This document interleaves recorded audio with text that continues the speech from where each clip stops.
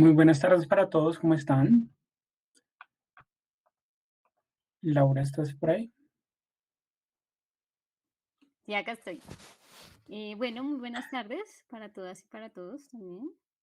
No sé, Brian, si nos vas colaborando con las diapositivas, por favor, Claro que sí, ya mientras hacemos empiezo a la presentar. pequeña introducción. Entonces, bueno, mucho gusto. Yo creo que lo primero es presentarnos. Mi nombre es Laura Prieto, soy, bueno, estudié antropología en la universidad, después hice una doble titulación con el programa de economía y en este momento hago parte del equipo mentor como gerente de proyectos. Entonces te doy, Brian, la palabra para que tú te presentes también. Muchas gracias, Laura. Mi nombre es Brian Lugo, soy economista con doble titulación en Administración de Empresas y actualmente curso una especialización en Inteligencia de Mercados.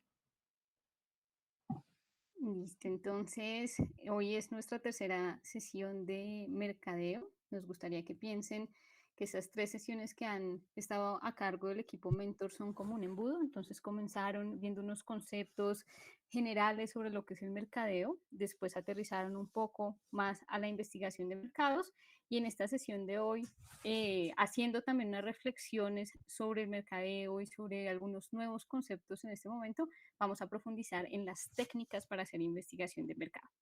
Entonces, la agenda que proponemos hoy es en primero realizar una recapitulación sobre el mercadeo y sus alcances, trayendo como a la mesa algunas reflexiones sobre el mercadeo que se han dado a lo largo de los últimos años. Vamos también a precisar unos elementos sobre investigación de mercados y después ya nos concentraremos en las herramientas para producir datos y obtener información. En este caso tenemos fuentes primarias, vamos a revisar fuentes primarias como lo son la observación, la entrevista, el grupo focal y también vamos a revisar algunas fuentes para obtener información secundaria. Entonces, Brian, te doy la palabra para que continúes. Muchas gracias, Laura.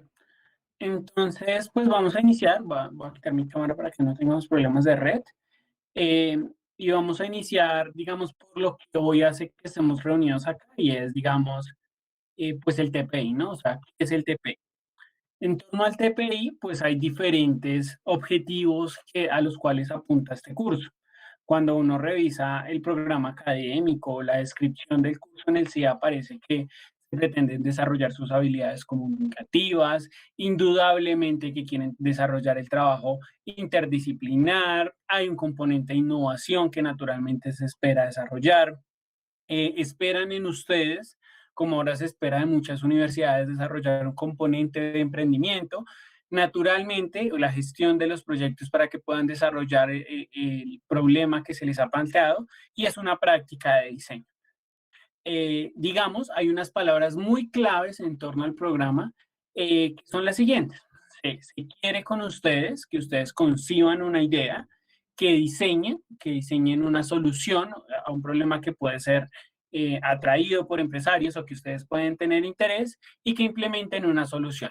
Digamos, el TPI, su gran objetivo es solucionar problemas de ingeniería y así lo encontramos en el programa. Entonces, cuando, digamos, intentamos entender un poquito más elementos que están dentro de esta diapositiva, como lo son la innovación, el emprendimiento, podemos pasar a un esquema mucho más sencillo, un esquema donde tenemos un problema, digamos, asociado quizás a un método científico, podríamos hablar de una hipótesis, una solución, que digamos en el que se desarrollan esas hipótesis y esa solución está pues muy conectada a un usuario final. Entonces, es casi que el emprendimiento o la innovación se podría hacer un símil cuando uno quiere escribir un artículo en el que uno tiene un problema, hipótesis, la desarrolla. Eh, Sin embargo, quiero que dejemos un momento esa idea ahí como en stand-by y nos vayamos a responder la siguiente pregunta y es, ¿cuáles de los siguientes productos no fue pensado para implementarse tal cual como se usan hoy? Entonces, me gustaría que quien quiera ahora su micrófono o si quieren lo vayan escribiendo ahí por el chat de cuáles de esas soluciones que ustedes están mirando en pantalla, ustedes creen que fue pensado para otra cosa o se están implementando actualmente en otro mercado al que no fue inicialmente pensado. Entonces, los invito a que abran sus micrófonos o a que respondan por el chat. Yo supongo que el LSD y el Laura, Viagra también. LSD y Viagra, ¿quién da más? Laura María nos responde que la Coca-Cola. Yo también creo que era la Coca-Cola. O ese. Cristian dice que la Coca-Cola. ¿Alguien le apuesta a los POSIT? Coca-Cola, nos dice Mohamed. ¿Quién da más? ¿Nadie cree que los POSIT idealmente hayan sido desarrollados? Elvira le apuesta a los POSIT. Pues bueno, muchachos, déjenme decirle que todo lo que ustedes están observando en pantalla, pues no fue en definitiva pensado para lo que se usa hoy. La Coca-Cola fue inventada por un farmacéutico que su apellido es Pemberton, quien de hecho lo que quería desarrollar era un jarabe a base de vino y extracto de coca, el cual se usaba pues para dolores de cabeza y desórdenes nerviosos. Con el tiempo la fórmula fue modificando para que hoy la conozcamos pues como la bebida refrescante que algunos consumen. Los POSIT fue una idea que se desarrolló en la empresa 3M. Esta empresa tiene gran cantidad de líneas de operación. Sin embargo, este pegamento se descubre, digamos, ellos querían encontrar un pegamento que fuera flexible para la industria de aviación. Y eso empezaron a hacerlo, sin embargo, por allá, como en el 45. No encontraron un uso útil para ese pegamento y solo es hasta 1968 cuando a partir de unos ejercicios se dieron cuenta que ese pegamento podía ser para POSIT porque necesitaban, digamos, mover el papel y pegarlo en varias superficies y que no se dañara. Entonces solo tuvieron que pasar como 20 años para que verdaderamente esa innovación pudiese ser aplicada. El Viagra, algunos de ustedes lo mencionaron, pues fue desarrollado por científicos del Hospital de Morrison, quienes querían un medicamento para hipertensión arterial y la angina de pecho.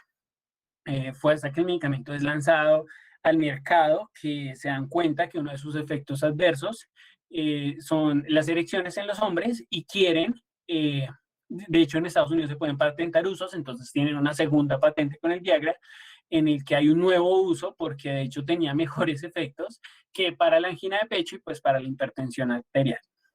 Y por último, Hoffman, quien era un químico, él estaba desarrollando estaba intentando sintetizarla, el LSD, con efectos farmacéuticos, y no es sino que hasta que lo está trabajando, como que dice el mito, que sin querer prueba una pequeña dosis de LSD y pues tiene los efectos adversos que tiene el LSD como sustancia alucinógena.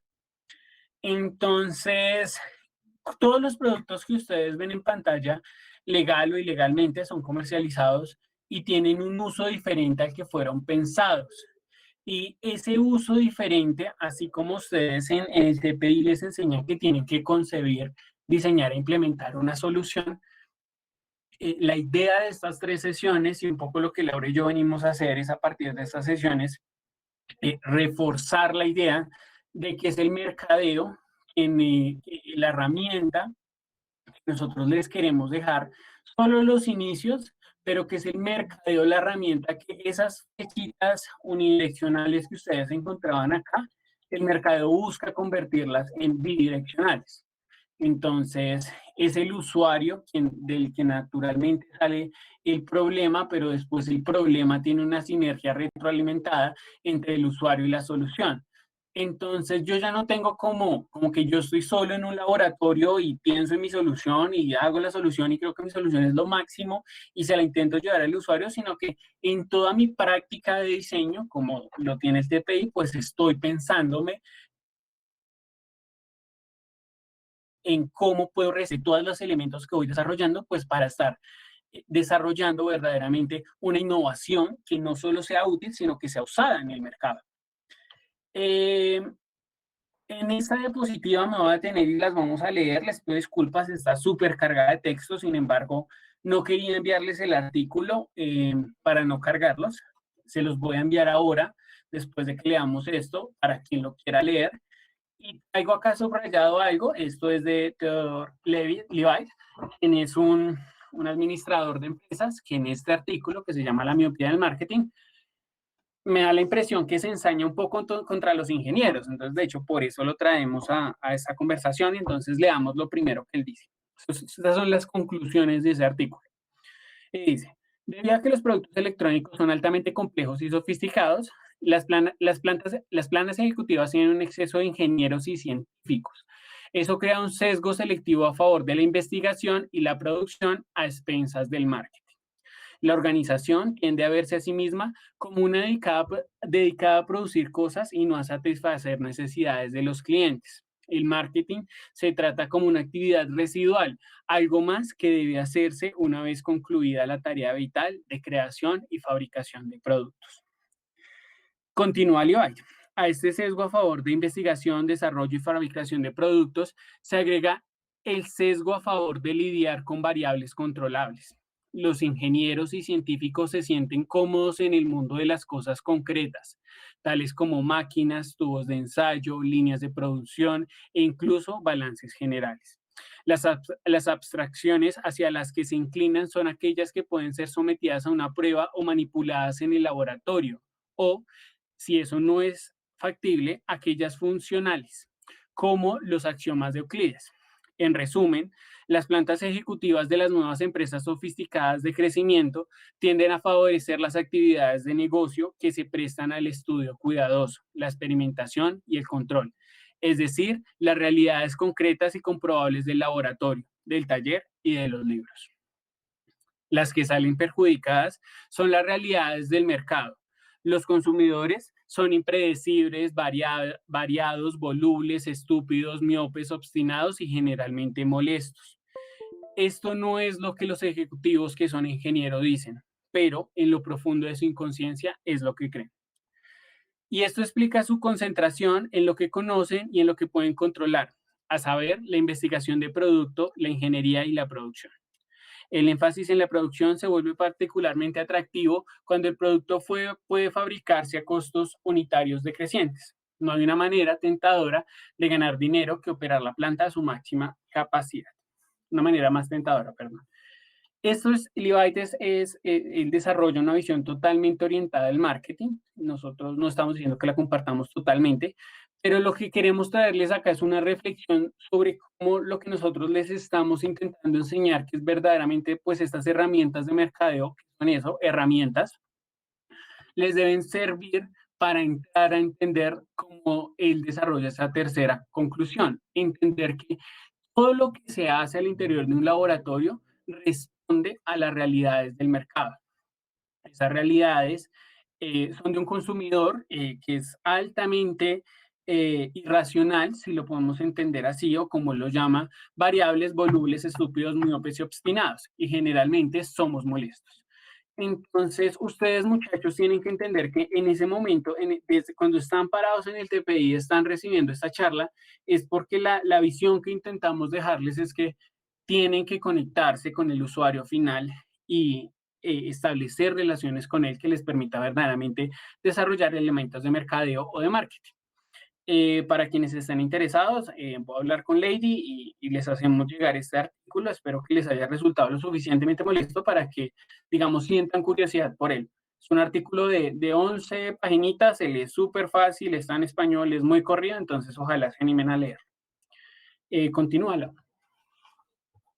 Gracias, Brian. Bueno, entonces muy alineado con esto que veíamos en el artículo y en las conclusiones que nos leyó anteriormente Brian, vemos que en la historia del mercado, el mercado nace inicialmente en la administración, nace en las ciencias económicas también, y tenía una visión inicial muy apegada a la idea de que mucho es mejor, o entre más, mejor. Entonces decía que entre más consumía una persona, más satisfacción iba a tener. Y esa era un poco la fuente del valor. Entonces vemos en una época el tema de la producción en masa, ¿sí? de generar mucho, mucho, mucho producto.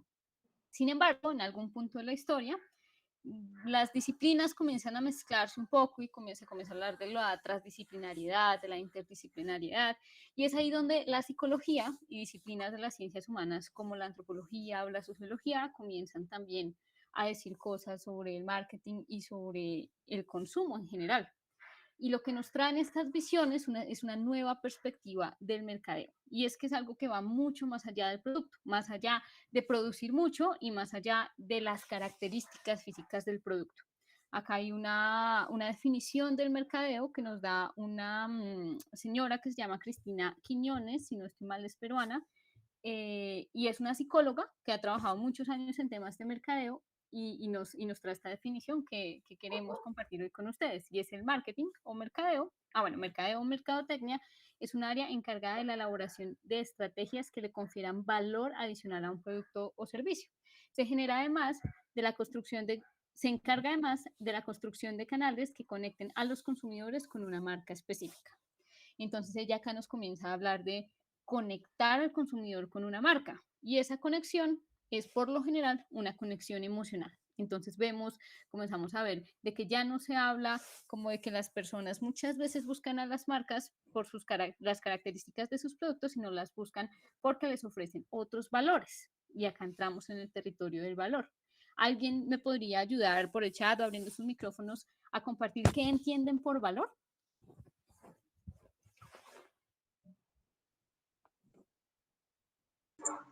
Por lo que yo pagaría un poquito más, ya sea información, ya sea, yo qué sé, una otra característica, algo así.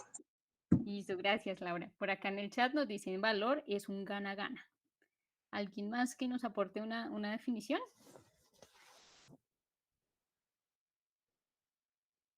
Bueno, entonces, bueno, acá hay otro. A ver. Valor es un gana-gana, desde el productor, comercializador hasta llegar al cliente, todos deben ganar. Y Raúl nos dice lo que recibo al adquirir algo.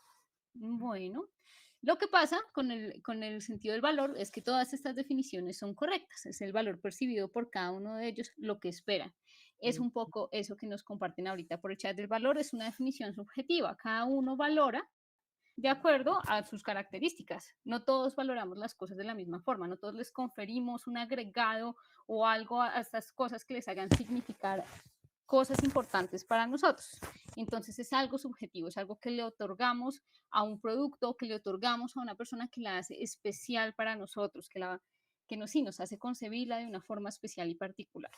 Entonces, en el marketing, el territorio del valor es igualmente complejo. Comenzamos a meternos con cosas que antes no se concebían como lo son los símbolos. Entonces, una marca ya no simboliza necesariamente cualidad o calidad, sino simboliza estatus, simboliza empoderamiento, simboliza, bueno, todo lo que ustedes quieran imaginar. Acá comenzamos a ver campañas como las nuevas de la cerveza, que pasaron de las chicas águila, una forma de publicidad que me parecía particularmente detestable, la cerveza es un elemento para que tú puedas compartir con amigos, te ayuda a socializar, te hace pasar momentos bellos, es para compartir con tu familia, con tus amigos, con tus seres queridos, y a estos elementos de la cultura, del símbolo que le generan a las personas conexiones emocionales con las marcas o con los productos, se lo conoce como la Inside Vision.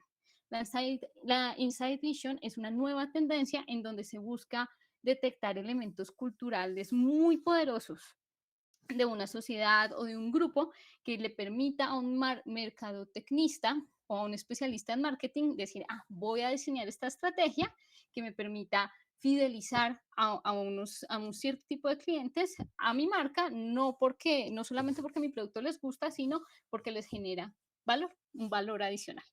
Podemos continuar, Brian, por favor.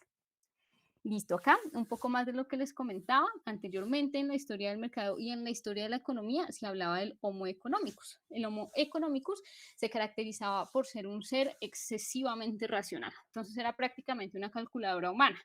Era un ser que estaba permanentemente realizando cálculos costo-beneficio y siempre iba a elegir aquello que le generaba mayor beneficio. Entonces, lo que a mí va alineado con lo que les comentaba, más es mejor. Entonces, en esta visión, consumir más o un consumidor iba a estar más satisfecho entre más comprara o entre más consumiera. Se habla también de maximizar la utilidad, y yo maximizo mi utilidad cuando estoy consumiendo más y por eso busco siempre incrementar mis ingresos. Eso en la teoría económica genera un montón de cosas que después se traducen a nivel matemático en lo que se conoce como las curvas de utilidad y unos problemas de maximización de la utilidad, que son los que rigen en este momento toda la teoría microeconómica.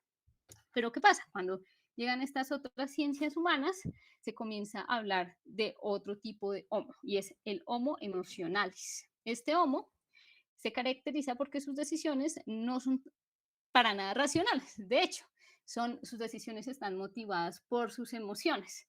Se comienza a hablar entonces de que los seres humanos consumimos con unos móviles más allá de la satisfacción racional o del beneficio racional o de consumir más, sino consumimos porque algo nos atrae o porque algo lo valoramos mejor de acuerdo a nuestra historia vital, a nuestra cultura, a nuestra edad, a nuestra, no sé, educación, a cualquiera de esas variables que son netamente de nuestra experiencia vital que ustedes se puedan imaginar.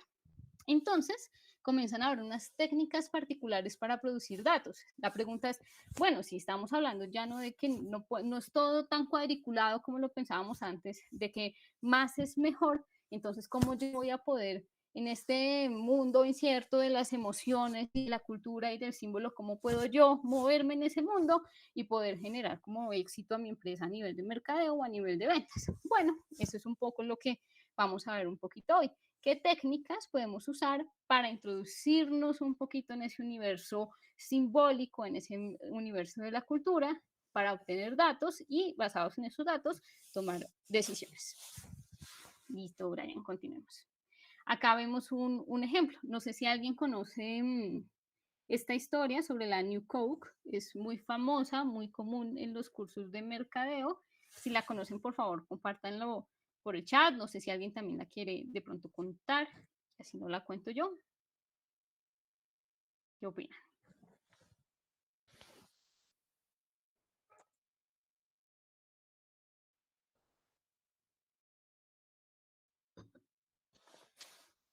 Bueno, parece que no, que nadie la conoce, entonces se las cuento. Resulta que para 1985 Coca-Cola estaba perdiendo su cuota del mercado. Y ya la estaba perdiendo no en un solo año, sino esa cuota iba disminuyendo desde la década pasada. Esa cuota la estaba perdiendo contra su principal competidor, que en ese momento era Pepsi. Entonces ellos estaban desesperados. Decían, no, pero ¿qué decisión tenemos que tomar? Y la decisión que toman fue la peor que pudieron tomar. Dijeron, vamos a cambiar la receta de la Coca-Cola, que en 90 y pico de años no la habían cambiado. Entonces la vamos a cambiar y le vamos a dar un nuevo sabor. Va a ser una Coca-Cola renovada y se va a llamar la New Coke. Resulta que la lanzaron y eso fue un escándalo.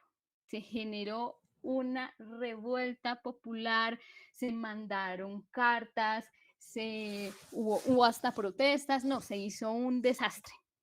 Entonces, esta New Coke duró muy poco tiempo en el mercado, fue cuestión de meses.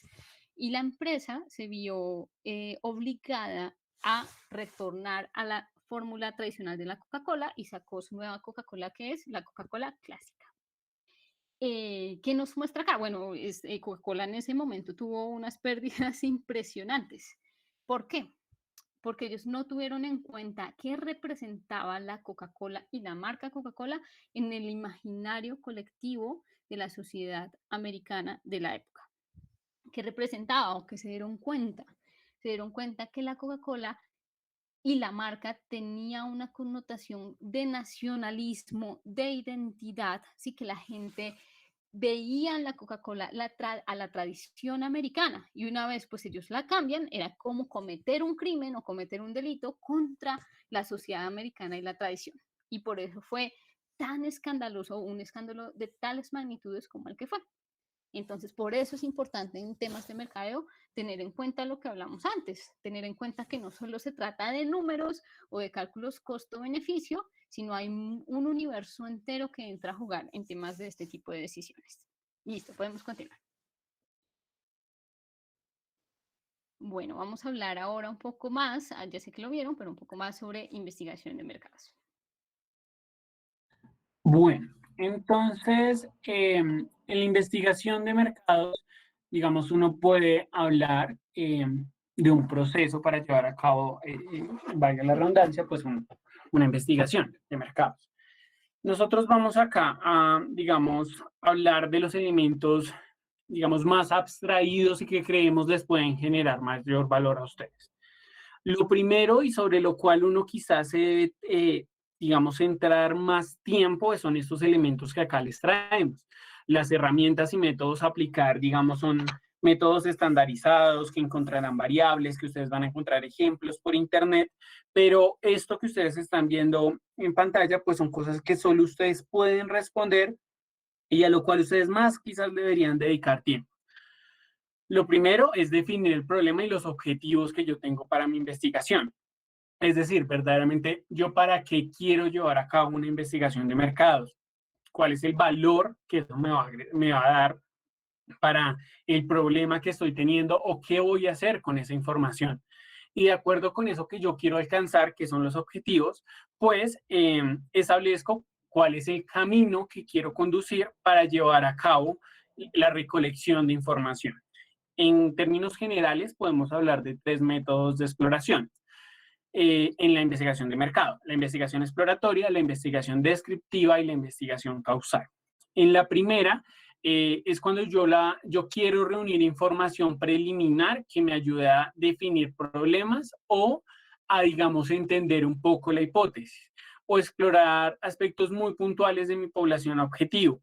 Entonces, por ejemplo, quiero saber la gente dónde habitualmente compra un producto, por qué compra ese producto en otros productos, qué aspectos del producto le resultan más llamativos.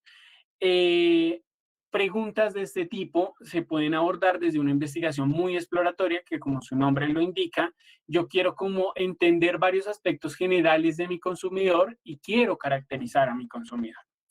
En la descriptiva, pues yo ya quiero entender mejor el problema, que es un problema que yo ya tengo aterrizado frente a una situación de marketing o mercados. Esta investigación descriptiva no indaga las causas. Por ejemplo, si yo les pregunto a los consumidores universitarios antes de pandemia qué licor consumían entre cerveza, aguardiente, tequila, etcétera, y solo les pregunto qué productos consumen, ellos, pues yo no estoy indagando cuáles son las causas. Podrían responder a la ocasión, si están en un bar o si están en la casa de un amigo, o podrían responder a el presupuesto, que es más barato, qué sé yo, la cerveza que otros licores más fuertes, etcétera, etcétera. Otras preguntas descriptivas, la recurrencia, por ejemplo, de compra, qué tanto, cuánto compran la cerveza, sin de nuevo preguntarles el factor causal detrás de esas preguntas. Esto es muy útil cuando verdaderamente yo quiero tener la capacidad, o sea, yo ya exploré mi consumidor y quiero tener la capacidad de entender un poco más a profundidad sin, digamos, tener que sentarme mucho tiempo a mi consumidor para entenderlo. Aunque uno pudiese, digamos, tener la hipótesis de que podría en un solo instrumento abordar todos los tipos de investigación, pues la realidad es que hacer investigación se vuelve muy complejo porque quien le responde a uno tiene en cuenta un tiempo limitado. Entonces es por ello que uno debe fijarse muy bien ese objetivo. Y por último, la investigación causal es cuando yo ya quiero, digamos, no quiero ni explorar ni encontrar una situación descriptiva, sino quiero hallar una relación causal. Entonces yo tengo una hipótesis y quiero encontrar qué es la causa y cuál es el efecto. Algunos ejemplos de estos, por ejemplo, es cuando yo le pregunto a las personas una variación en el precio, cómo afectaría las cantidades consumidas. Allí yo quiero averiguar la elasticidad precio de un producto. Cuando yo varío, por ejemplo, genero promociones, intento medir cuántas esas promociones me incrementaron la cantidad. Ya no les estoy preguntando, sino estoy directamente entrando a interferirlo. Si yo, por ejemplo, le preguntase a las personas o varío la posición de un producto en un supermercado y miro esa posición, cómo altera el consumo, estaría realizando una investigación causal. Un instrumento que les preguntara a las personas y fuese una muestra representativa de si un producto fabricado Colombia, China o un país europeo lo compraría más fácilmente y es el mismo producto y a todo el mundo le pregunto lo mismo y solo cambio la etiqueta, sería una investigación causal, por ejemplo. Y eso, digamos, son los 3 métodos más usados. Debido a la puesta en marcha, pues debemos tener en cuenta que una vez yo he tenido claro mis objetivos y el método más apropiado, pues para llevar a cabo, debo desarrollar un plan que me permita reunir de manera eficaz esa información y eso quiere decir instrumentalizar la forma en que yo voy a llevar a cabo mi herramienta, mi herramienta de investigación. Y pues para ello, pues hay diferentes métodos de recolección de información. Esos métodos de recolección de información y ese punto de partida, podemos hablar de un punto de partida general y un punto de partida ya mucho más específico, algo muy particular. Vamos a hablar primero de lo general. Entonces, aquellos métodos de investigación exploratorios o descriptivos, en general, uno pues inicia como es algo en lo que yo no quiero profundizar o es algo que yo quiero que sea netamente exploratorio, pues inicio partiendo de fuentes principalmente secundarias. Y cuando tengo fuentes secundarias, puedo partir desde el mercado del que yo quiero llegar o desde un análisis de competencia o benchmarking, como pues se llama en el mundo del mercadeo. Algunas preguntas orientadoras cuando yo me parto, digamos, quiero empezar a desarrollar ese instrumento y estoy desde el enfoque del mercado, podrían ser cuál es la estructura del mercado, cuál es el tamaño del mercado, qué actores lo componen, cómo está creciendo, si es un mercado que, digamos, está estancado y ya no viene creciendo, sino es el mismo. Por ejemplo, el mercado de las gaseosas en Colombia hace mucho tiempo está concentrado, siempre son los mismos actores y el crecimiento es un mercado muy leve. Diferente si en este momento habláramos, por ejemplo, de aplicaciones de domicilio. Seguramente es un mercado que tendría una tendencia mucho más creciente y que tendería a desarrollarse más que el mercado de las gaseosas. Cuando yo logro aproximarme al mercado y entender cuál es su estructura, su tamaño, los actores, su comportamiento, su evolución y su tendencia, logro entender mi producto, cómo va a llegar a responder en esa situación. Ese proceso de exploración se puede dar en dos contextos. Yo me puedo parar en Colombia y analizar cómo está Colombia, y allí recolectar la información va a ser quizás un poco más difícil que si lo hago por región, y son análisis que no son excluyentes. Muchas de las soluciones que ustedes están diseñando responden a soluciones que no solo agobian al contexto colombiano, sino que pueden abordar los mismos problemas en otras regiones, pero esas regiones tienen otros contextos y el mismo análisis se tendría que hacer hacia arroje respuestas similares. Algunas herramientas, y acá tenemos que ser muy pragmáticos. En algún momento estuvimos reunidos hace ya varios años con el decano, con un vicedecano de la Facultad de Ingeniería, no recuerdo si era el académico de la investigación, y le decíamos que debíamos propender por adquirir herramientas de investigación de mercados. En la universidad en general tiene problemas presupuestales que no le permiten adquirir recursos y estábamos buscando recursos para Euromonitor. Entonces él nos decía que los estudiantes de ingeniería eran estudiantes muy pilos, que ellos que con herramientas muy escasas lograban tener información muy valiosa. Entonces, la realidad en este momento es que no tenemos bases de datos al interior de la Universidad Nacional que nos permitan acceder a información secundaria para responder esas preguntas.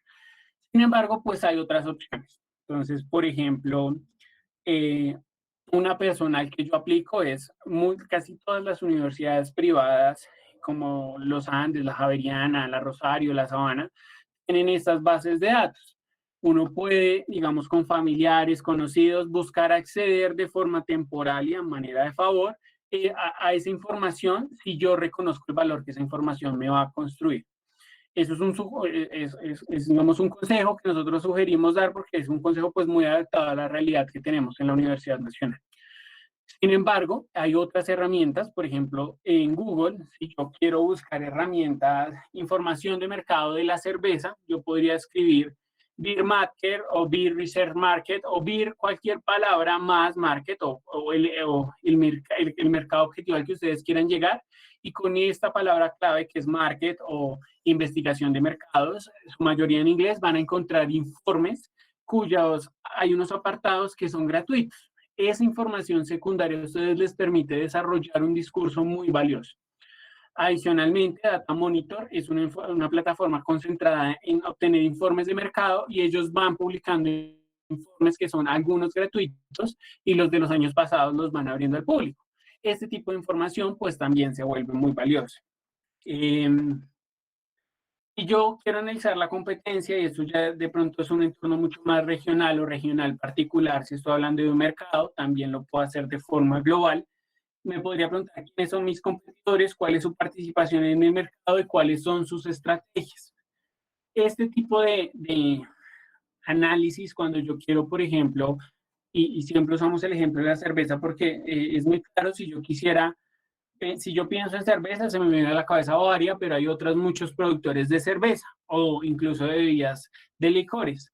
Si yo quiero entender la estructura de ese mercado, cómo están compitiendo, yo puedo ir a ver las empresas que están obligadas a reportar su información financiera. Todas lo están, algunas lo tienen que hacer público.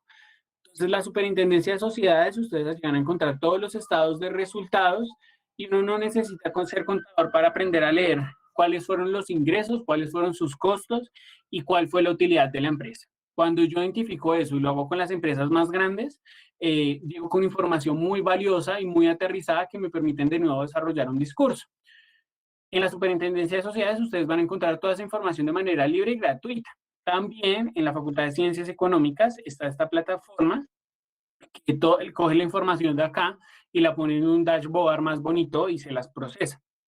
Pero cualquiera de estas dos cosas la encuentran allí información financiera. En Google, si ustedes buscan una empresa y colocan informe de gestión año, por ejemplo, Corona, informe de gestión año 2020, las empresas más, digamos, grandes están relacionadas con publicar un informe en el que cuentan cuáles son sus estrategias, sus éxitos, los productos nuevos, etc. Este informe de gestión año es algo que en mi pregrado lo descubrí, muchas empresas colombianas lo hacen, pero uno no lo encuentra tan fácil en sus páginas. O sea, yo no sé por qué es tan público, entonces esta palabra clave les funciona muy bien. Y si no, de nuevo, Euromonitor, si logran tener a alguien que, digamos, les pueda facilitar ese acceso. Hoy les traemos una herramienta que es gratuita y de la cual pues Lau les va a explicar un poquito para intentar. No tenemos Euromonitor, pero les traemos una que precisamente les pueda ayudar a aterrizar un poco el objetivo de estos instrumentos o facilidades para intentar caracterizar desde el enfoque general. Entonces, Lau, si quieres, continúa. Gracias, Brian. Voy a compartir mi pantalla para poder mostrar bien la herramienta. Bueno, el Atlas de Complejidad Económica es un desarrollo de la Universidad de Harvard. Nos va a ayudar más que a ver información sobre empresas o sobre estructuras del mercado, nos va a ayudar principalmente a... Perdón. Ya está mirando el chat. Ahí Brian te ayuda con eso de los enlaces. Entonces les comentaba que el Atlas de Complejidad Económica nos va a ayudar más que todo a mirar información sobre la economía en la que estamos parados. O sea, es por donde debe comenzar el análisis, en lo general de lo general. Entonces vamos a mirar el estado, un poco el estado de nuestra economía, y después uno va yendo también en una metodología de embudo hacia en las estructuras de los mercados, después hacia los nichos, y va yendo hacia lo más específico. Entonces, para acceder a este atlas, lo que ustedes ponen en su buscador de Google es Atlas de Complejidad Económica. Y va a ser la primera página que les va a salir. Entonces le dan clic, la página les va a dar la oportunidad como de tener un tutorial o una visita guiada por la página. En nuestro caso, pues acá uno puede hacer varias cosas, puede explorar el tema de exportaciones e importaciones del país, pueden mirar el perfil del país al que ustedes quieren investigar, mirar unas proyecciones y también unas gráficas sobre el ranking de complejidad del que hablaremos más adelante. Hoy, para efectos de la clase, vamos a explorar un poco esta opción de los perfiles de las ciudades. Entonces le damos clic, nos va a abrir la página y pues vamos a buscar acá Colombia. Listo, entonces es muy chévere porque aparte de los gráficos, esta herramienta nos va a dar unas descripciones acerca de la economía a la que estamos estudiando. Es muy importante de pronto al hacer una investigación de mercado y mirar estas cifras, buscar que una economía se esté comportando bien, que esté creciendo, que tenga complejidad en sus exportaciones. Ahorita vamos a ver qué pasa en el caso de Colombia, que sobresalga un poco de los promedios de las agrupaciones que uno logra encontrar. En este caso creo que agrupan por países de la OCDE, y que tenga unas buenas proyecciones de crecimiento. O sea, esa es una economía saludable en la que una persona podría, o sea, eso podría significar éxito cuando una persona decide emprender porque hay una buena dinámica y hay la oportunidad de generar buenos ingresos.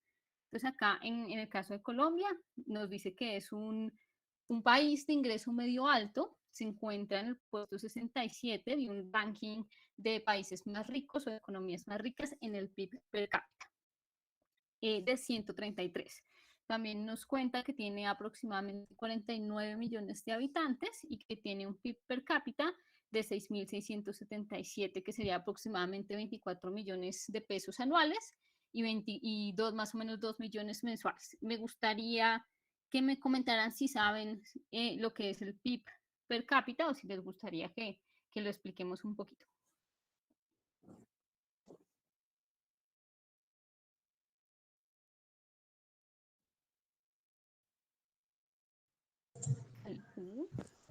Tengo una idea, pero no me acuerdo bien. No sé, lo que se gana, no sé. Sí, es por ahí. ¿Alguien más? Todo lo que produce una persona en el país.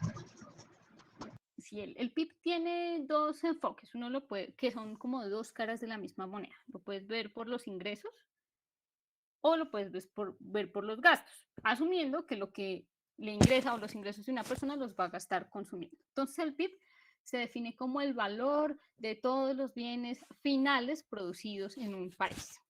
Se tiene que tener en cuenta que sean los bienes finales, porque si uno contara los bienes intermedios, habría una doble contabilidad. Entonces uno lo puede ver como la suma de todo lo que gastan las personas o la suma de todo lo que ganan las personas. Y en este caso, cuando se le agrega el per cápita, ya no hablamos de como de todo lo producido en el país, sino de todo lo que produce, bueno, el país y consume una sola persona en promedio. Entonces, cuando hablamos de $6.000 aproximadamente, que son 24 millones de pesos anuales y más o menos 2 millones de pesos mensuales, un poquito menos, se habla de que pues el ingreso promedio de una persona colombiana en un mes es de 2 millones. Y nos dicen que a paridad de precios son aproximadamente $14.000, que serían como 40 millones, 4 millones mensuales. Es decir, que por el costo de vida en el país versus el costo de vida en Estados Unidos, que me imagino que es con quien nos están comparando, una persona acá que gana 2 millones puede consumir lo que en Estados Unidos puede consumir una persona que gana 4 millones convertido en dólar. Esa es más o menos la explicación del PIB per cápita. Por eso dice que es un país de un ingreso medio bajo, digo medio alto, porque pues 2 millones de pesos sería un ingreso que le permite a una persona vivir con ciertas condiciones de vida. También nos comenta que es un país que ha crecido en promedio en los últimos 5 años 1.4, teniendo en cuenta las fluctuaciones de crecimiento, y que está un poco por encima del promedio regional. Hay otro elemento por acá que nos cuentan, es la complejidad, el índice de complejidad económica. Este atlas se basa en una teoría que nos dice que uno puede estudiar a un país y el comportamiento de su economía por sus exportaciones, porque las exportaciones son reflejo de lo que el país produce. Y también puedes estudiar por eso como la situación del país, si está bien o si está mal. en términos de complejidad. Esto quiere decir si el país es capaz de producir bienes que necesitan un conocimiento importante para ser producidos. Es decir, si un país produce únicamente bienes primarios, es decir, que están en su estado natural, como lo que son las hortalizas, los granos, el petróleo, si lo venden crudo, eso sería un bien primario.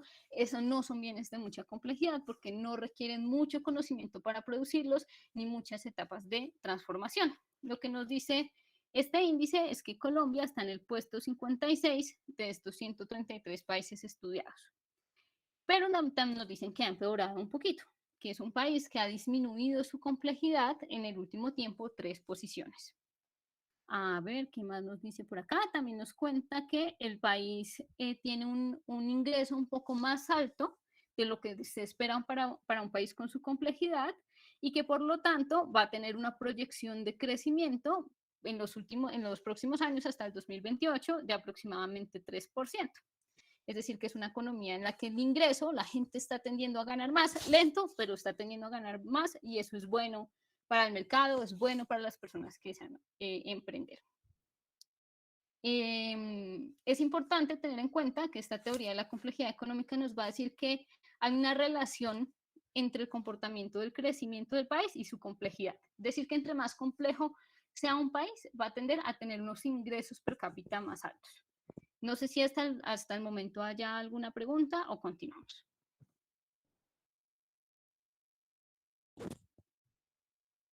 ¿Todo en orden? Sigamos. Listo. Entonces acá nos da la oportunidad de explorar la estructura de la economía, las dinámicas del mercado. Él nos va a sugerir como unas estrategias que después miraremos y también unas oportunidades de crecimiento. Entonces le damos acá en clic. Está Explore. Es muy chévere porque el Atlas nos va a dar también acá siempre en la parte izquierda una explicación de lo que estamos viendo en las gráficas. En este caso, nos van a mostrar una gráfica sobre las exportaciones.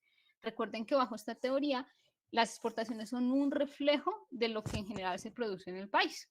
Y acá vemos claramente lo que sucede en Colombia. Es un país que está muy concentrado en la producción de bienes primarios, especialmente, acá está, minerales, el petróleo, el crudo, el carbón. También tenemos acá el producto de bienes agrícolas, de agricultura, está café, las bananas, las flores, y por acá hay muchos más bienes que exporta el país, pero que tienen como una cuota pequeña. Ha crecido en el turismo, en la exportación de servicios turísticos. Sin embargo, pues estos bienes, como vamos a ver más adelante, son de baja complejidad. Vemos también acá oro o metales. Bueno, creo que estos son metales, los más rojitos, y estas son piedras como preciosas, estas de acá. Entonces vemos que es una economía muy centrada en la producción de bienes primarios con muy poco espacio para bienes con valor agregado. Por eso hablamos antes de que es una economía que tiene relativamente una complejidad baja. Y esto pues representa una oportunidad y también representa pues ciertas dificultades a la hora de innovar, a la hora de producir conocimiento y a la hora de querer con ese conocimiento hacer una empresa. También vemos por acá los países a los que van destinadas estas exportaciones, principalmente Estados Unidos, China y Panamá. Acá vamos a ver un poco más sobre la complejidad de estas exportaciones del país. Pues esto nos muestra un panorama un poco más sombrío. Vemos que aproximadamente la mayoría, mejor dicho, porque no es posible decir como un porcentaje, la mayoría de los bienes que produce y que exporta el país son de muy baja complejidad. Y por acá, por esta partecita, pues vemos que hay como alguna producción en carros, por acá creo que hay uno de químicos, de plásticos, todo lo verdecito, pues ya tiene una mayor complejidad, pero es una porción muy pequeña. Y es acá un poco donde el conocimiento que nace de la universidad y de las universidades en el país tienen una oportunidad para crecer y para generar no solo un emprendimiento que genere beneficios a las personas que están involucradas en ese emprendimiento, sino que beneficien al país en términos de desarrollo. Por acá seguimos viendo cómo se han comportado las exportaciones del país. Acá en este eje Y vamos a ver el crecimiento pues prácticamente ninguna exportación ha crecido desde el 2013 al 2018. Y acá en este vemos la complejidad. Entonces vemos que la mayoría, como ya lo vimos en el diagrama anterior, la mayoría de los productos exportados y de los productos producidos en el país son de muy baja complejidad, y pues hay unos pocos que tienen un índice de complejidad económica un poco más alto. Sin embargo, pues vemos que hay un comportamiento muy estable de las exportaciones, no se han incrementado estos de alta complejidad. Por acá vemos el tamaño, de hecho vemos que estos son de un tamaño bien pequeñito, y que un poco lo que ha jalonado la economía en los últimos años es el petróleo, que es la bolota más grande que vemos, y las otras elementos que han comenzado a crecer y que el gobierno ha impulsado mucho es el tema de la economía naranja, y por lo tanto vemos los temas de turismo y transporte, que tienen unas bolitas un poco más representativas versus los otros. Por acá, en los siguientes diagramas, podemos ver la cuota del mercado de estas exportaciones a nivel mundial. Vemos que por lo general son bajas, es decir, que Colombia no es un gran país exportador porque no es un gran país productor y mucho menos de bienes con valores agregados. Como les comentaba antes, pues vemos acá el tema del petróleo, por lo que ustedes pueden deducir en lo que ven en las noticias o en lo que se habla, pues que somos una economía tremendamente dependiente del petróleo, y por eso tenemos muchas fluctuaciones o muchos choques en nuestra economía dependiendo del precio del petróleo y dependiendo del precio del dólar, porque es muy representativa en nuestras exportaciones, y algo que pesa mucho en el cálculo del PIB que les comentaba anteriormente es precisamente las exportaciones netas, que en el país son negativas, es decir, que importamos más de lo que producimos, pero pues las exportaciones que tenemos están basadas en petróleo. Y las divisas que nos entran, también los dólares que nos entran al país, también vienen por fuente de la comercialización de petróleo. Entonces vemos este panorama un poco oscuro, pero pues a la vez con muchas oportunidades para emprender. Y acá podemos ver un poquito más sobre cómo se han comportado las exportaciones desde 2003. Sigue alimentando un poco el panorama sombrío del que estamos hablando. Nos cuenta que Colombia en todo este periodo de tiempo, poco más de 10 años, solo ha incorporado a su canasta de bienes exportados y de bienes producidos 11 productos nuevos. Y esos 11 productos nuevos son principalmente petróleo. En otra forma, no sé si alguno sabe este coke qué significa, qué forma o qué derivado del petróleo es. Coke es con el que se hace el cemento. Ah, mira. Gracias. Entonces sí, esto se ha incorporado en la canasta de exportaciones del país, y tenemos pues otra cantidad de bienes que son primarios. Tenemos como filetes de pescado, tenemos ganado, y bueno, por acá otros. Uno que tiene un poquito más de complejidad, me imagino que es de la industria química, pero tampoco sé qué producto en concreto será.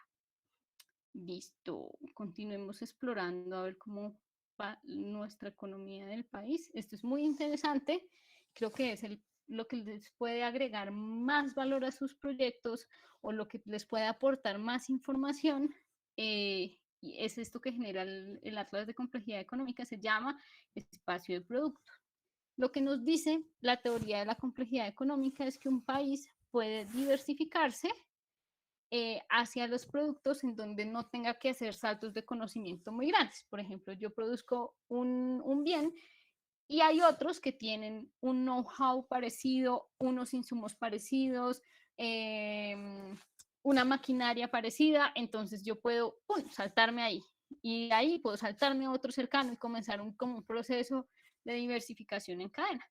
Eso no quiere decir que un país no pueda iniciar un proceso de diversificación dando saltos grandes, no comenzando a producir algo en lo que no tenga experiencia o en lo que no tenga insumos en comunes con un producto que sí fabrique, pero pues lo que pasa es que eso implicaría un mayor esfuerzo, tendría unas curvas de aprendizaje más grandes y una adquisición de experiencia, de insumos y de maquinaria también mucho más importante.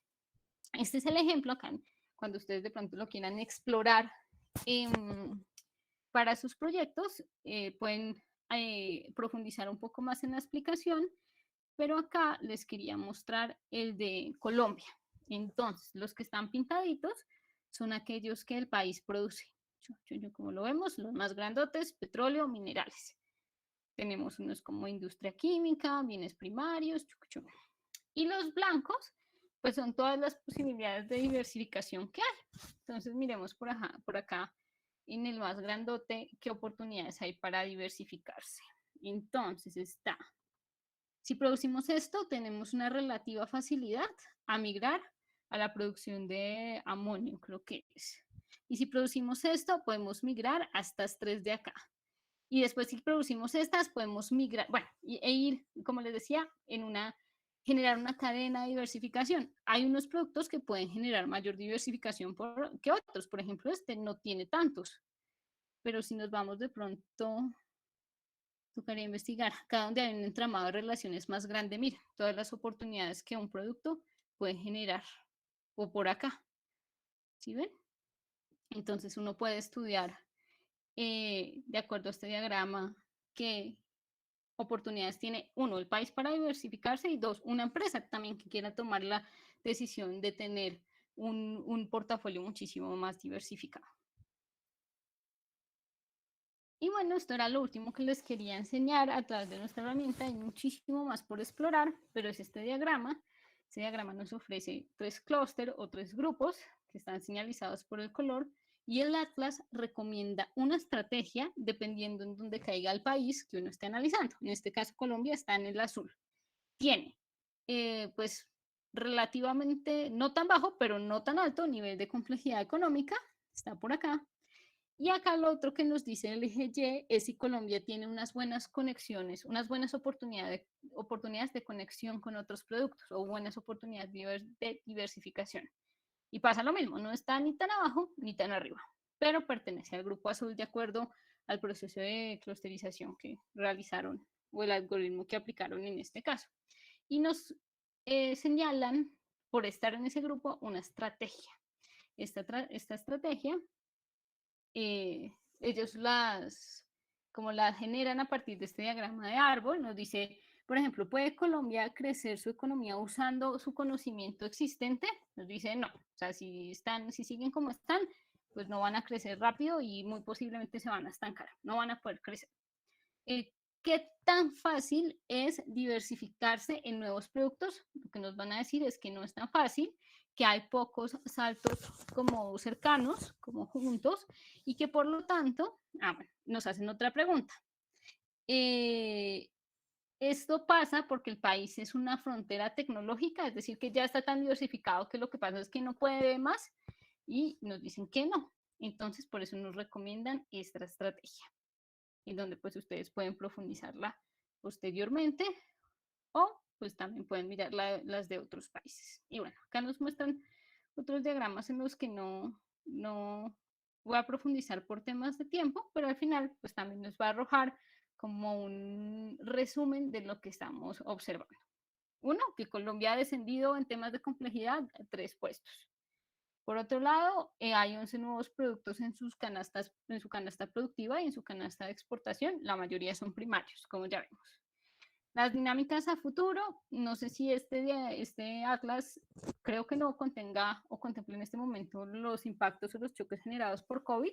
Yo creo que no, pero pues nos dice que va a crecer al 2018 más o menos, o a los próximos 10 años, 3%, lo cual es crecer, pero crecer muy lento. Y lo otro es que lo que nos recomiendan para la diversificación es esta estrategia, en donde hay pocos saltos cercanos, y por eso pues hay que tener un enfoque de salto supremamente estratégico para generar diversificación y crecimiento económico. Entonces, eso era todo por la parte de esta herramienta. No sé si tengan alguna duda. Es muy fácil de encontrar, solo ponen en Google Atlas de complejidad económica. Listo, Brian, te doy la palabra. Muchas gracias, Lau. ¿Alguien tiene preguntas acerca de estas herramientas?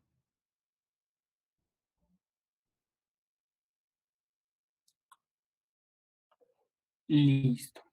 Entonces, sigamos y recapitulemos que nos encontramos un poco entendiendo de manera muy general esas herramientas que nos sirven cuando partimos de un enfoque general. Y bueno, un poco para concluir esta primera parte, tenemos que preguntarnos pues cuáles son los beneficios de usar estas herramientas. Lo primero es que aportamos conocimiento estratégico para la toma de decisiones, que ustedes conozcan cómo se está, cuál es la dinámica económica de un país, cuál es la dinámica de un sector, y aún más de las competencias que tienen, pues es conocimiento que les agrega valor. Lo último es, pues, es un replanteamiento de su enfoque y de las decisiones que van a tomar. Si tienen nueva información y es información valiosa, pues es natural que se produzcan procesos de replanteamiento. Eso pues también nos genera una identificación de productos y estrategias que pueden tener nuestra competencia, y pues todo se traduce en una mejor posición de negociación. Esa mejor posición de negociación ustedes la van a tener cuando estén ante sus jurados y ellos les hagan preguntas y ustedes lo puedan responder con contundencia, más a futuro si tienen inversionistas o incluso con personas que no estén a favor de sus ideas o del desarrollo que hicieron, de haters, y ustedes van a poder responder de por qué la información, con información, porque lo que están desarrollando pues es valioso. Pasando al enfoque particular, ya cuando nosotros, digamos, queremos aterrizar en una investigación mucho más descriptiva o causal, pues tenemos herramientas que ya están mucho más aterrizadas. Esas herramientas, digamos, parten ya de un análisis del consumidor y quiero tener respuesta a quién es mi consumidor, o sea, cuál es su sexo, su edad, la región, dónde compra, cada cuánto compra, cuál es su proceso de compra, si para comprar le pregunto a un amigo, a un familiar, cuál es su disposición, cuál es su capacidad de compra, por qué medios se informa para comprar, cuáles son las características determinantes dentro del insumo. Cualquier cosa que ustedes se puedan identificar que varía entre un potencial consumidor y otro es desde un enfoque de análisis de consumidor en el que mediante fuentes principalmente primarias me puedo acercar a él. Su contexto pues es particular y a la medida. Las investigaciones de mercado de hecho se centran en realizar mismas investigaciones, por ejemplo, en mismas ciudades al interior de un país, y eso después los países los puedo cruzar con otros países, pero esas investigaciones, aunque pueden ser las mismas, se adecúan a el territorio en el que estoy para después comparar entre segmentos. De nuevo, aparece Euromonitor. Ellos tienen un módulo que permite tener acceso a esta información. Tenemos también entrevistas, formularios y focus group. Un poco lo que uno primero debe analizar es el método de contacto sobre el cual yo me voy a acercar a las personas. Entonces acá tenemos a través de mensajes, a través de llamadas, a través de focus group o a través de entrevistas. Estos mensajes pueden ser, por ejemplo, formularios que uno manda.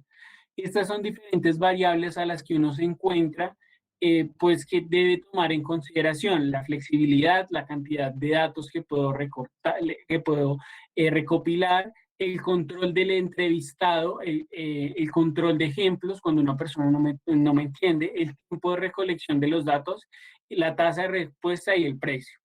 Entonces, digamos, instrumento natural al interior de las universidades, y cuando somos estudiantes, pues usamos de forma masiva el email o formularios, y eso pues tiene beneficios muy grandes. Sin embargo, pues tiene también ciertas deficiencias que no lo tienen así, pues elementos como lo son el focus group o como lo son las entrevistas o como lo son las llamadas.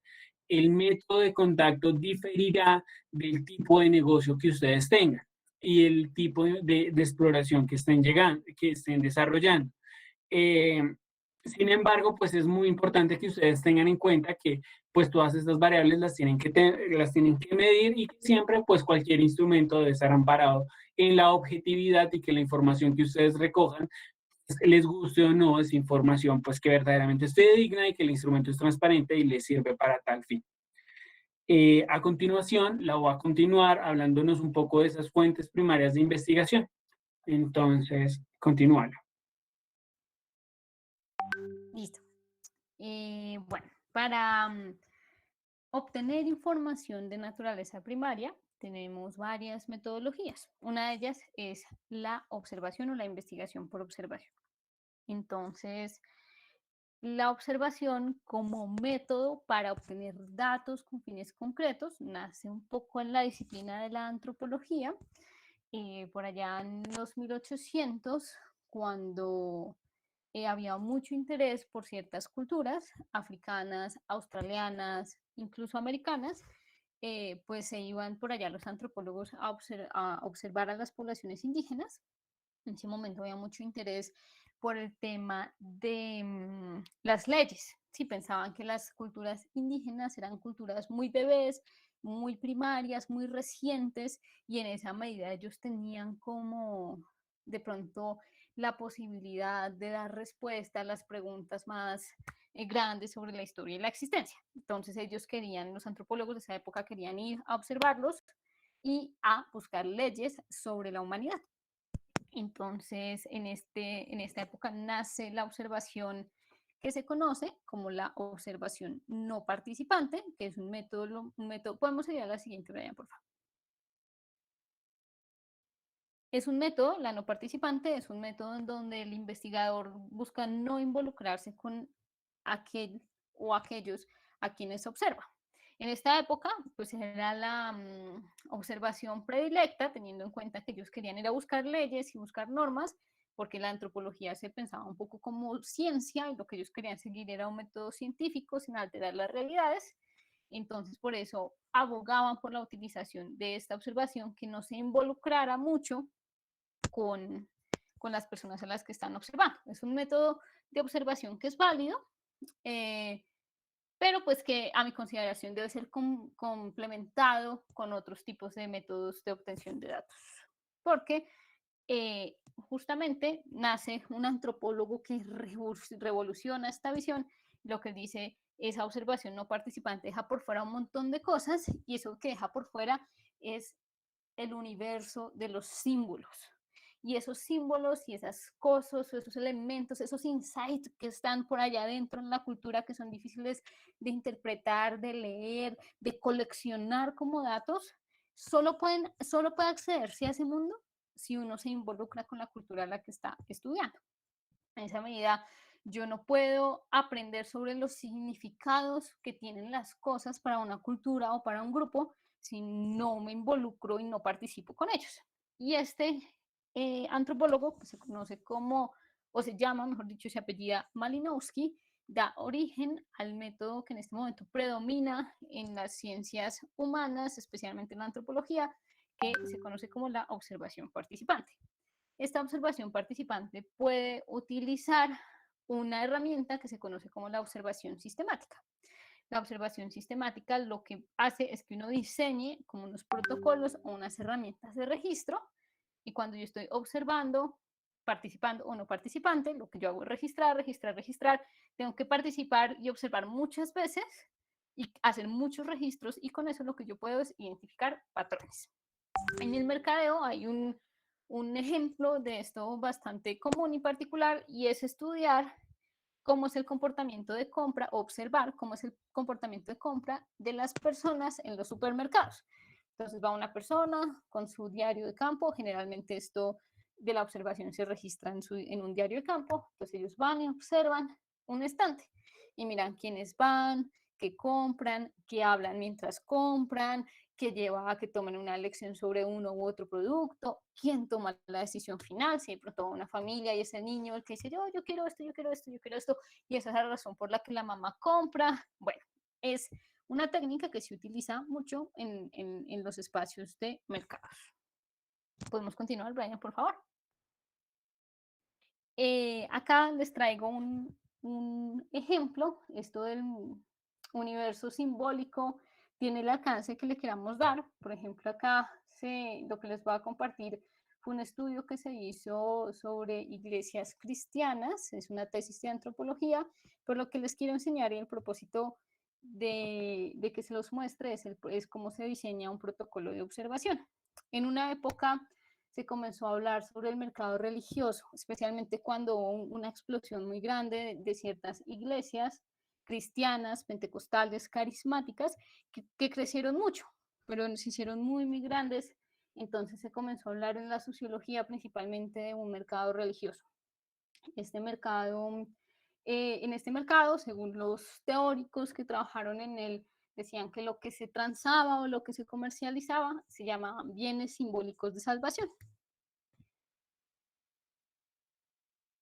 Entonces está siguiendo el crecimiento de una iglesia muy grande, pentecostal y carismática, y quería hacerlo desde un enfoque de mercado. Para eso, pues diseñé un protocolo de observación que lo traje para darles a ustedes luces, en el caso de que quieran utilizar observación para hacer mercadeo, de cómo pueden comenzar a plantear lo que es un protocolo de observación. Entonces, pues inicialmente, en este protocolo se pregunta por qué es importante en este caso. Bueno, no, comencemos por lo primero. Entonces, es una frase que se llama observar, y la definición de observar es mirar algo con mucha atención y detenimiento para adquirir algún conocimiento sobre su comportamiento o sus características. Entonces, ahora sí, ¿por qué es importante la observación o por qué era importante la observación en este caso? Uno, porque era un primer acercamiento a un fenómeno. Y en esa medida, la observación no participante, por eso les decía que era un método válido, es muy importante para hacer un primer acercamiento a cualquier cosa que ustedes quieran estudiar, tenga que ver con el mercadeo o no.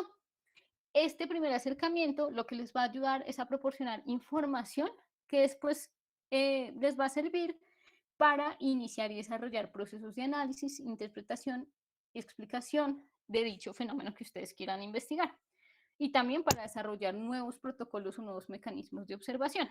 En este caso, uno define en el protocolo de observación qué tipo de observaciones va a realizar. En este caso era la no participante, entonces se escribe por qué y cuál es el objetivo de utilizar este tipo de observación. El objetivo en este caso era plantear preguntas que permitan orientar la investigación y diseñar estrategias y formas de registro apropiadas para la producción de datos más específicos. En este caso, lo que va a hacer esta observación no participante, o lo que hizo, fue proporcionar los insumos para desarrollar otros mecanismos de obtención de datos. Para una observación sistemática y dos, para la realización de entrevistas, encuestas y grupos focales. Bueno, después se plantea la observación sistemática. El objetivo es con ella se buscará a través de diferentes formas de registro obtener información específica de situaciones concretas que permitan comenzar a establecer relaciones entre los datos producidos. Entonces, lo que les comentaba antes, la observación sistemática se utiliza principalmente para buscar patrones en lo que observamos. Sí, yo puedo, claro, ir a mirar en el supermercado quién toma la decisión de compra y en últimas miro 1, 2, 3 personas y pues eso no me señala a mí ningún patrón. Si yo tengo que hacer mucha observación, eso dura bastante tiempo. La mejor forma es registrarlo. En este caso de forma sistemática. La otra forma de registro para la observación no participante y para la participante es un diario de campo. En la observación participante, el propósito, bueno, acá hay una frase que me gustaría mucho compartírselas, y es que cada acto, cada gesto, por más físicos que se revelen, son esencialmente sociales y culturales en la medida en que tienen sentido para los miembros de la misma unidad social. Y en esa medida solo se puede acceder a ellos cuando uno puede participar de esa unidad social. Entonces, en este caso, se asume que la única forma de acceder a esos significados y a ese universo es poder interpretar algunos signos es a través de la experiencia directa. Es a través de sentir, vivir, probar, oler lo que el grupo que nos está estudiando hace. Listo, por acá, bueno, hay unas preguntas orientadoras. Se habla pues de los protocolos de registro, pero pues si quieres, Brian, vamos más hacia el final para mostrar, no alargarnos, y mostrarles también un elemento de registro de observación sistemática. Un poquito más abajo, estos de entrevistas. Miremos el otro, ese. Más arriba, más arriba, más arriba. Ahí. Bueno, uno diseña sus propias herramientas de observación sistemática. En este caso, como se hablaba en una iglesia, bienes simbólicos de salvación, pues esperaba que hubiesen, o sea, que esos bienes simbólicos que se transaban como en la iglesia o que circulaban en la iglesia desde la perspectiva de mercado, fuese netamente intangibles, y en esa medida no era como que se los ofrezco y usted me paga, sino pues era algo que había un poco que descubrir. Y en esa medida, para eso estaba este protocolo de registro, como la persona que estaba registrando decía, uy, yo creo que esto es un bien, yo creo que esto es algo por lo que las personas dan un don, sea dinero, o sea trabajo, sea lo que sea, entonces yo lo voy a registrar. Y después, ay, vi esto, entonces lo voy a registrar. Y pues esto daba luces para la investigación en este caso, que tenía un contexto y unos lentes de observar ese fenómeno a las luces del mercado. Ese era el enfoque que tenían en este momento los investigadores. Listo, Brian, ese era el protocolo que les quería enseñar por ahorita. Gracias, Lau. ¿Alguien tiene alguna pregunta sobre este protocolo? Listo, continuemos.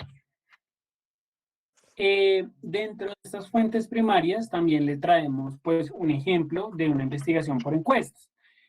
Algunos tips, digamos, para realizar una encuesta es revisar los objetivos de su investigación, como ya nos referimos, desarrollen una metodología, diseñen el cuestionario, no hagan cuestionarios tan largos y ofrezcan una recompensa. Las recompensas generalmente pues son muy valiosas para que ustedes puedan obtener respuestas de la población objetivo a la que quieren llegar.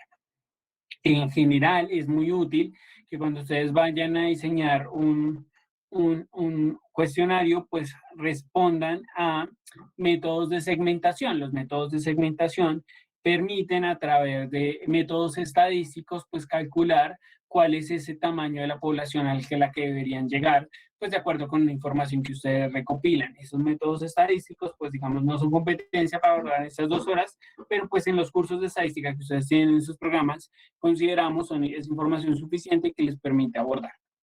Entonces, esta encuesta en particular se hizo para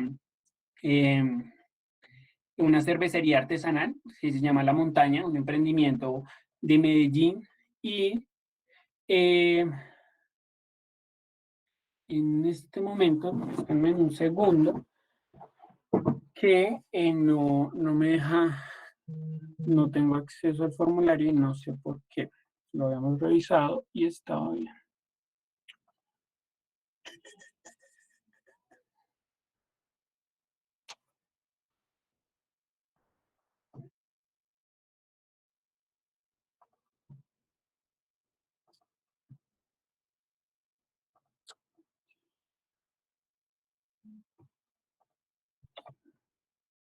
Denme un segundo, ya lo estoy buscando por otro lado para compartírselo. Qué pena con ustedes.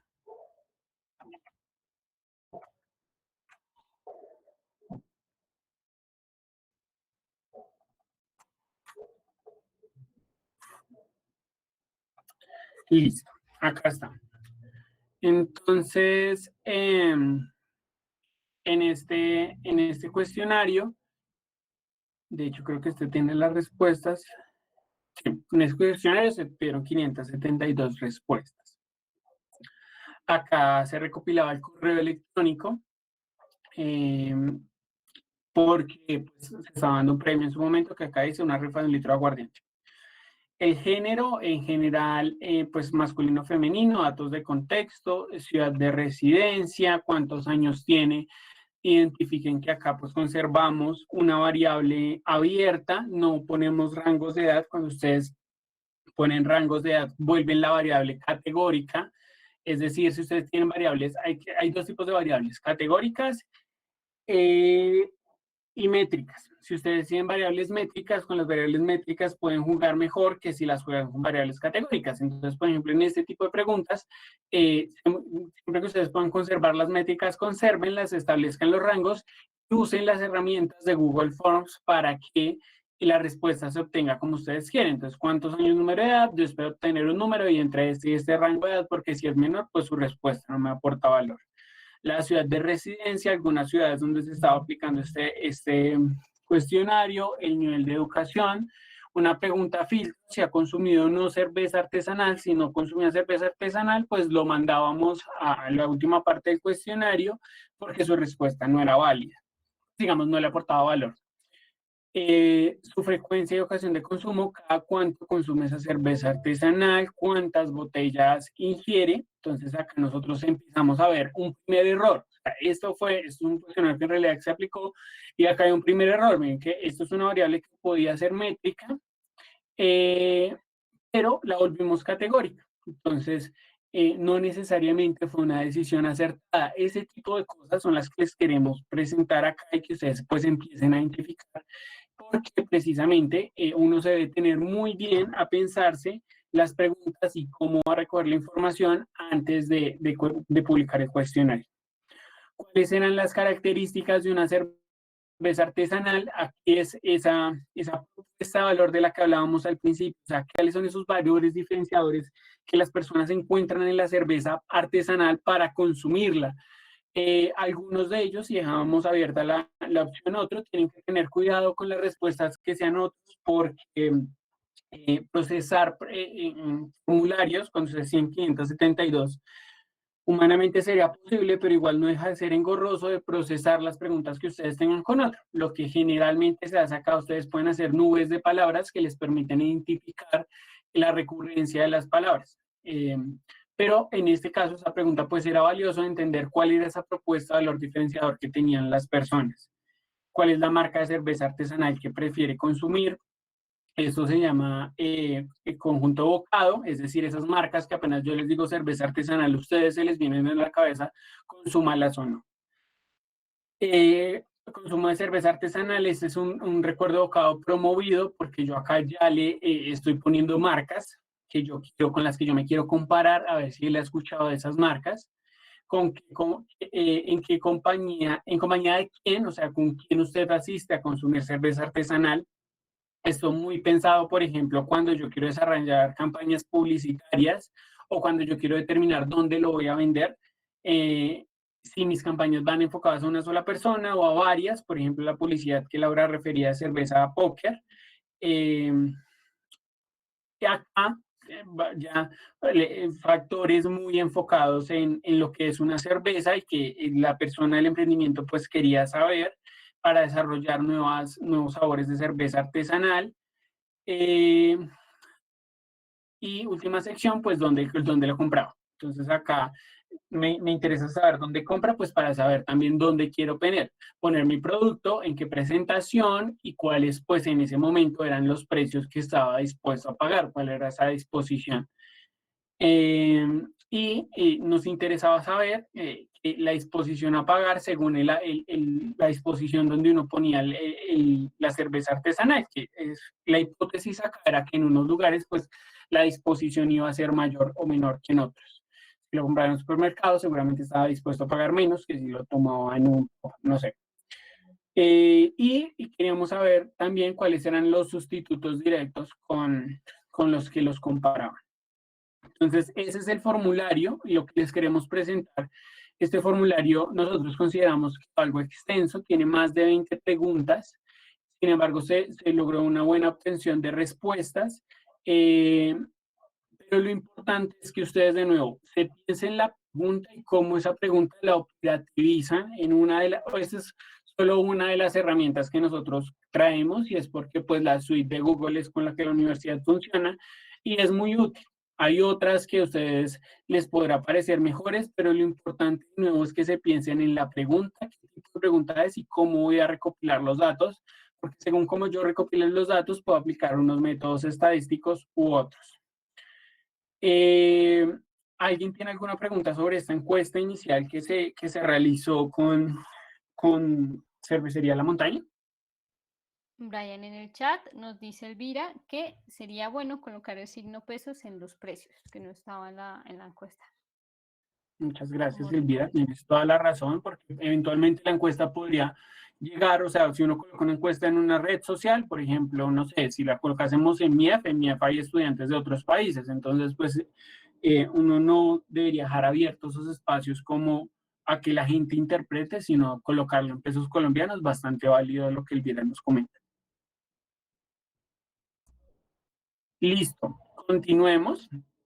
Y acá traemos una nueva fuente primaria también para cervecería La Montaña, pero acá ya era una entrevista. Entonces, cuando yo voy a definir una entrevista, primero tengo que definir el público, es decir, cuál va a ser mi entrevista, la persona que va a entrevistar y el tipo de entrevista. Hay 3 formas de entrevistar a las personas y esas 3 formas, el nombre casi que yo intuyo que el nombre les permite saber qué tipo de entrevista se va a desarrollar. Entonces, pirámide, yo empiezo desde algo muy grande y voy aterrizando mis preguntas y me voy centrando. Este tipo de pirámides sirven cuando yo quiero, por ejemplo, establecer contacto con confianza con mi entrevistando, entonces empiezo preguntándole cosas muy generales. Por ejemplo, en investigaciones en campo se usa que las preguntas de datos de contacto, por ejemplo, se dejan de últimas.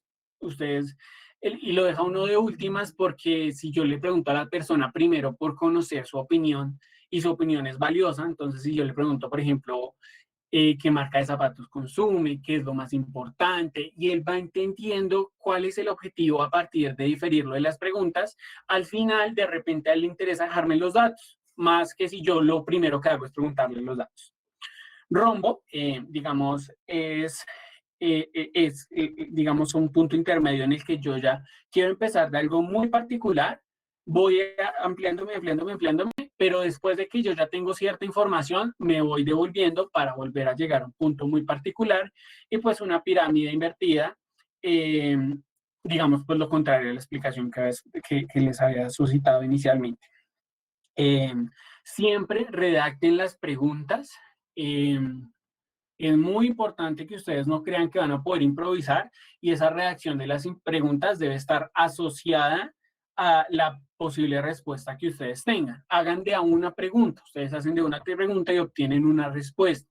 En las entrevistas lo que puede pasar es que ustedes van a obtener una respuesta amplia que puede ser, digamos, puede contener elementos de preguntas posteriores que ustedes tengan. Si esos elementos contienen ya información suficiente, pues obvien la pregunta siguiente para no agotar el entrevistando, o si ustedes consideran, quieren indagar algo más, pues pregúntenle hacia a la persona que están entrevistando, pero retomando la información que él ya les dio.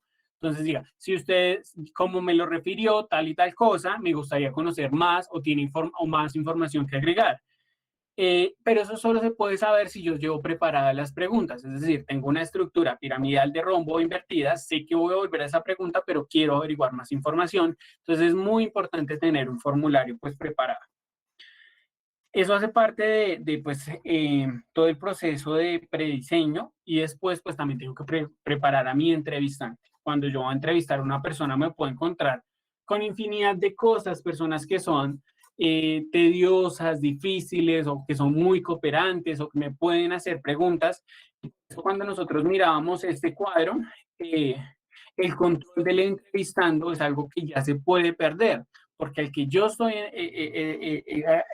la persona que estoy entrevistando, empieza a poder tomar un papel muy importante o puede ser una persona que empieza a desviar el objetivo con el cual yo me estoy desviando y por eso es muy importante que incluso en algunas clases se hacen simulaciones de diferentes roles que pueden tener y eso es algo a lo que ustedes deben estar preparados. De nuevo, se ofrece una recompensa acorde. Entonces, por ejemplo, en este caso nosotros era masivo y se ofrecía una garrafa de aguardiente.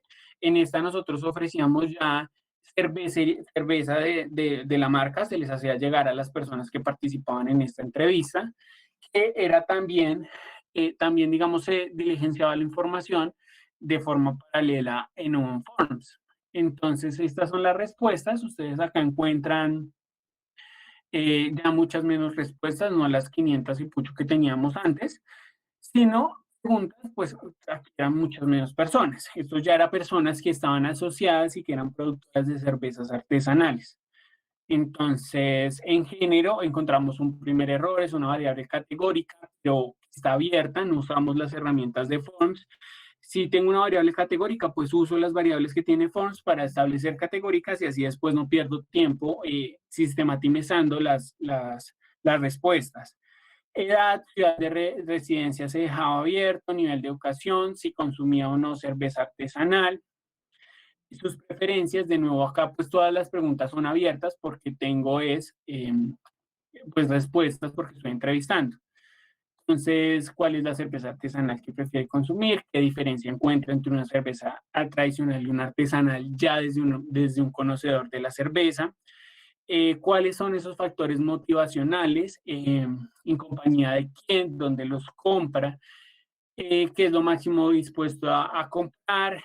Dentro de sus preferencias encontramos preguntas muy similares dentro de lo que yo quería hacer con consumidores masivos allá productores. Ustedes encuentran acá varios errores. O sea, el primero de estos errores es que hubo una recurrencia de preguntas. Esa recurrencia de preguntas hace que este instrumento, pues, de una u otra forma, se pierda información que yo pude haber recopilado. O sea, si yo ya hice todo el trabajo de encontrar personas cuya opinión es muy valiosa, debo hacerle preguntas que sean muy específicas. Ese error se cometió porque estos eran dos instrumentos que se estaban aplicando en paralelo. Quizás el grupo focal que aquí se estaba desarrollando, unos fueron entrevistas, otros fueron grupo focal, debió no llevarse en paralelo, sino del primer ejercicio podría yo haber obtenido resultados que me validasen o que me generasen hipótesis que yo podía tener con el grupo focal, o de manera contraria. Ese error que ustedes identifican acá de la repetición de preguntas es porque los ejercicios se llevaron de forma paralela.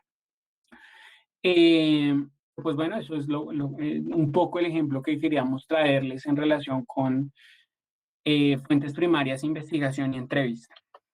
Los beneficios de todo esto que les hemos venido contando acerca del enfoque particular es pues el conocimiento estratégico para la toma de decisiones, el replanteamiento de eso que les hablaba Ronald de la plaza, es decir, ahora sí voy a poder decir dónde va a ofertar, por qué canal, si es físico o virtual.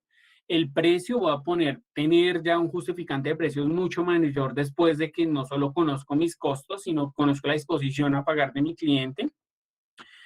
El producto, es decir, cuáles son esos atributos que el cliente valora.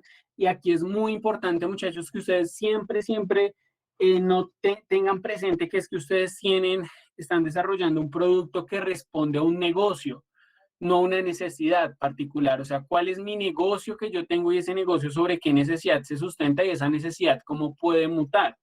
Un poco un ejemplo para esto es los directorios telefónicos. Y los directorios telefónicos respondían a la necesidad de la gente de tener información.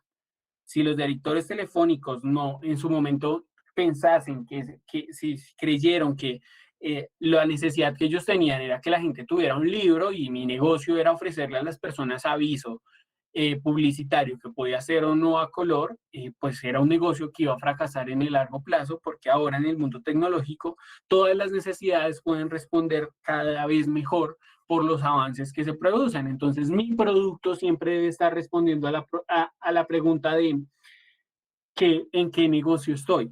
Igual para cualquier producto que se puedan imaginar.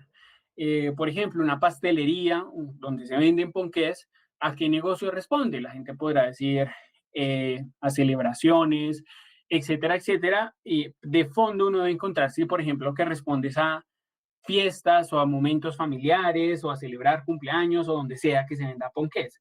En ese caso, siempre recuerden que es eso lo que a ustedes les debe preocupar y después mi producto a qué negocio responde y ese negocio que responde, qué valor le puedo dar a mi cliente para tener esas definiciones de valor que ustedes pues nos habían referido.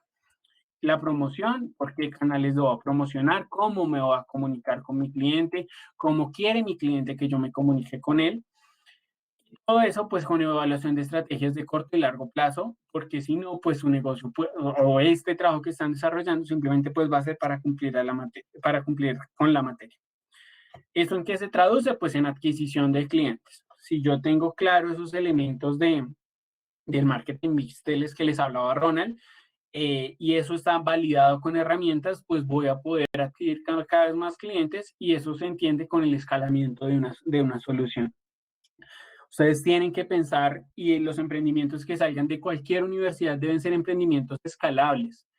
Es el conocimiento, es el conocimiento el único activo que cada vez que se usa se le saca más valor, decía un economista. O sea, A diferencia de cualquier otro bien que ustedes lo usan y se van desgastando, el conocimiento es lo único que cada vez que ustedes los usan se obtiene el mismo o más valor.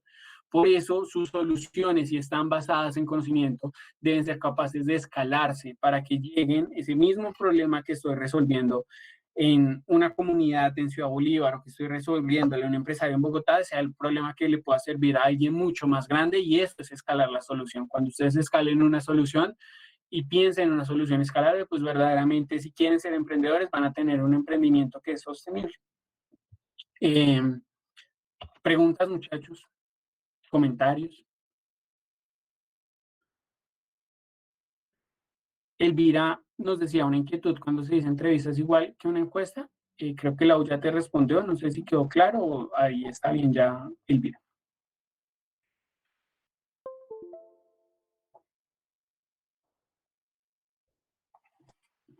Listo, Elvira nos dice que gracias. ¿Alguien tiene alguna otra pregunta?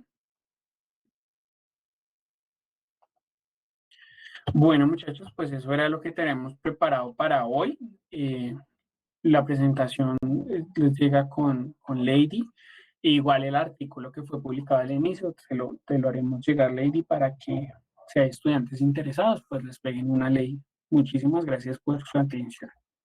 Yo tengo un último comentario, un poco sí, este tema de las técnicas en marketing es un tema muy amplio, hay una amplia literatura y con distintos enfoques, más hacia la psicología, hacia la antropología, más hacia, bueno, distintas áreas, entonces también que si les interesa también que nos cuenten a través de Lady cualquier cosa, por ejemplo, hay muchos manuales, entre ellos uno muy famoso es el Salvaje Metropolitano, por si alguno lo quiere buscar, es de fácil acceso. Ese era mi comentario final, agradecerles a todos mucho por haber participado en este espacio y esperamos que la conferencia de hoy les haya gustado, les haya sido útil y para nosotros fue un placer estar acá con ustedes.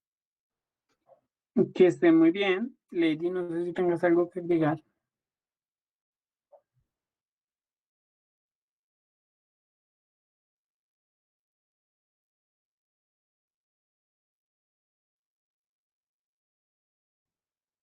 Ok, qué pena, no he visto la pregunta de Elvira. Elvira, bueno, las muestras representativas se calculan de acuerdo con métodos estadísticos de segmentación y posicionamiento. Los métodos de segmentación dependen de variables previas que yo haya recopilado. Entonces, de acuerdo con la variabilidad que yo pueda tener de los datos, debo calcular los métodos de segmentación, pero pues son métodos estadísticos que responden es al tipo de pregunta que yo estoy realizando y sobre la cantidad de resultados que yo quiera tener y el nivel de confianza que yo quiera aplicar. Para eso, en estadística descriptiva, uno le enseñan las pruebas de Student o la chi cuadrado o el coeficiente de Pearson, quienes son los que permiten, digamos, uno establecer hipótesis sobre las cuales puede verdaderamente concluir. Para que esas hipótesis sean válidas, debo establecer el tamaño adecuado de la muestra. El tamaño adecuado de la muestra depende del estudio que quieras realizar y sobre la población que lo quieras realizar. Es diferente, digamos, consultar sobre las votaciones sobre su candidato presidencial en un país como Colombia o como Perú, que está eligiendo presidente en estos momentos, a si yo, por ejemplo, quiero medir algo muy particular en un colegio cuya población de estudiantes son 40 estudiantes. Entonces está asociado al nivel de confianza que quieras tener y el tamaño de la población que quieras recolectar, pero la respuesta varía según el caso de análisis que quieras.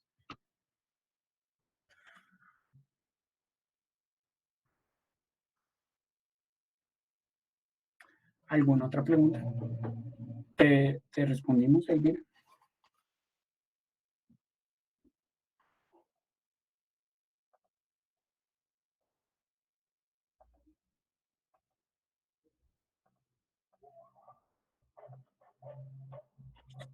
Listo, Lady, creo que no hay más preguntas por ahí. ¿Para la encuesta o eso es para la entrevista? Las entrevistas arrojan resultados subjetivos y acá, digamos, te doy mi opinión. Las encuestas tienen que estar calculadas con un instrumento estadístico que te dé confianza sobre las respuestas. Las entrevistas son las aproximaciones cualitativas que tú tienes a un problema. tú podrías, esas aproximaciones cualitativas, intentar obtener una descripción, digamos, un acercamiento cuantitativo. O sea, pueden ser para las dos. Las entrevistas generalmente tú quieres obtener una aproximación cualitativa, pero también puedes abordarlo desde un enfoque cuantitativo. Entonces, de acuerdo con el problema que tú puedas establecer, tú podrías decir, no, es que yo necesito, de acuerdo con ese problema, hacer 15 entrevistas representativas, pero ese número también podría cambiar si tú lo que quieres tener es una consideración que es diferente entrevistar a 15 personas de un segmento aleatorio a que tú tengas entrevistas ya sobre agentes que te pueden ofrecer una opinión mucho más representativa. Lau, levantaste la mano. Gracias, Brian. Sí, para complementar, yo quería señalar que para la entrevista no hay como un número mágico, así como lo señala Brian, no es fácil precisamente porque no podemos analizarla por métodos estadísticos y mucho menos pues se puede hacer inferencia a partir de una entrevista. Hay investigadores que han hecho investigaciones muy largas y pueden tener un número de entrevistas importantes y las van acumulando a lo largo de los años. Pero precisamente sí quería resaltar eso, que no hay un número mágico, hay entrevistas de mucha profundidad, hay entrevistas muy superficiales. A veces dicen que cuando haces entrevistas de mucha profundidad, es decir, que te reúnes muchas veces con la misma persona, tienes mucha información sobre una misma persona, puedes contar con 3 entrevistas o 5 entrevistas de personas distintas y sería un número suficiente. Pero pues eso sí depende de la investigación que estés llevando a cabo y de la profundidad de la información que quieres obtener. Incluso a veces dicen que con una sola persona que entrevistes, pero que lo hagas con muchísima profundidad, que te reúnas entre 5 y 10 veces con esa persona, puedes tener información de muchísimo valor. Eso era lo que yo quería señalar. Muchas gracias.